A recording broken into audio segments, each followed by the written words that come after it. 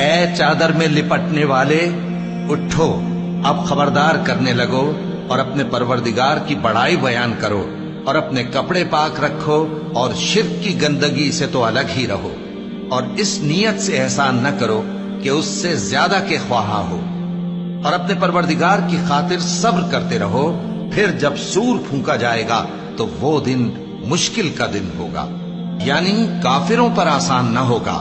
مجھے اس شخص سے سمجھ لینے دو جس کو میں نے اکیلا پیدا کیا، اور میں نے اس کو بہت سا مال دیا اور ہر وقت حاضر رہنے والے بیٹے دیے، اور اس کو ہر طرح کے سامان میں وسعت دی، پھر بھی لالچ رکھتا ہے کہ میں اسے اور زیادہ دوں۔ ایسا ہرگز نہیں ہوگا، یہ ہماری آیتوں کا بڑا مخالف رہا ہے۔ میں اسے ایک بڑی چڑھائی چڑھاؤں گا۔ اس نے غور و فکر کیا اور ایک بات ٹھہرا لی، یہ مارا جائے۔ اس نے کیسی تجویز کی، پھر یہ مارا جائے۔